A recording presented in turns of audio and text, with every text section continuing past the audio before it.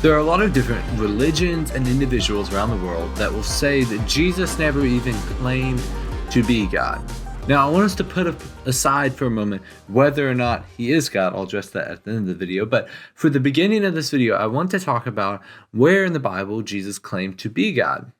Now, he did it in multiple different occasions, especially in the book of John with his I am statements. But here in the Gospel of Mark, I think that there is a very profound statement of when Jesus claimed to be God that is pretty irrefutable. My motivation with making this video is to demonstrate that Jesus did claim to be God, and then we need to assess what that means for our lives. So Jesus here is standing in front of the Jewish Sanhedrin, which were essentially the highest ranking Jews of his time, and they were the people that would actually rule over a lot of the other Jewish people there. They were kind of like a proxy government for the Romans, but they had a lot of power. And so when he's standing in this, they ask him a very important question. Are you the Messiah, the Son of the Blessed One?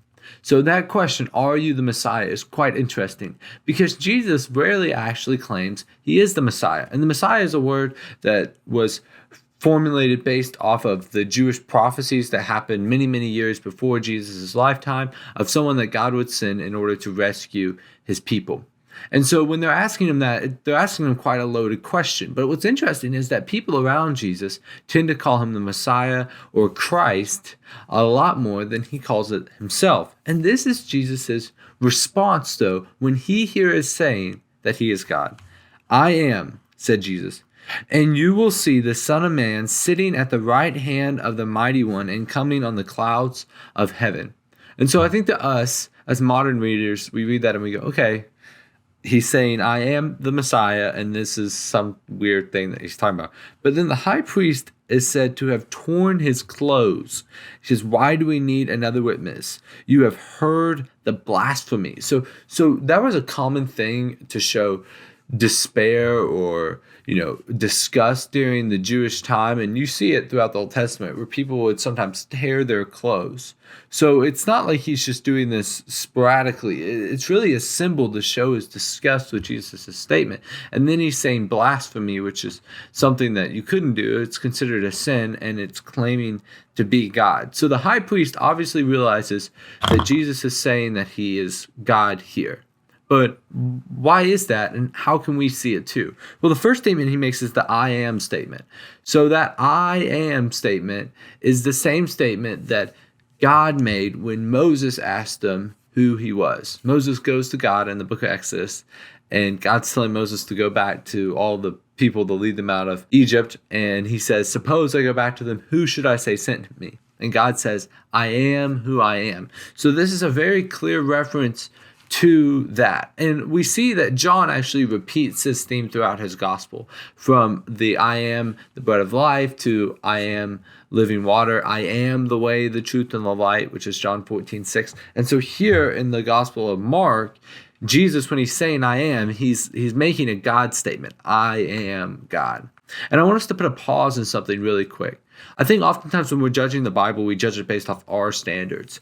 Like if I were to read this today with my understanding of, the world around me, how would it make sense? But a better way to read it is to ask the question, okay, Jesus is speaking to highly educated Jews that lived 2,000 years ago.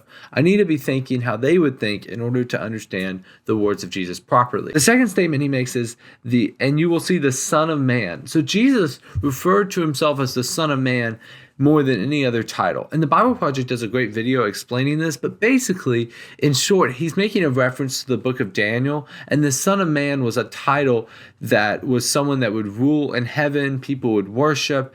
Essentially, it's another God statement here. And whenever he says Son of Man, just think that he's referencing the book of Daniel. If you want to watch the full Bible Project video, it'll be linked in the description. But the big thing that I want us to ask ourselves, now that we can understand that Jesus did on multiple occasions claim to be God, we need to ask ourselves, okay, how does that affect me? C.S. Lewis, in his book Mere Christianity, puts forth an argument. He says that you can't say that Jesus was a good teacher, a wise person, or a good person, while he also claimed to be God. If I came to you and, I'm a great filmmaker, videographer, whatever, but I say, oh, but I'm also God, You're not going to talk about the videos that I made that were really good. You're going to talk about the fact that this guy is crazy and thinks that he's literally God. So in the same way, we need to look at Jesus. Either he is a legend, he never existed, he's a liar, he's a lunatic, or he needs to be Lord of our lives. And we have to fall into one of those categories. We can't passively accept the counsel of Jesus and how to live a better life, but then actively reject his statement of being God. So that's my challenge for you at the end of this video. Who do you say that Jesus is?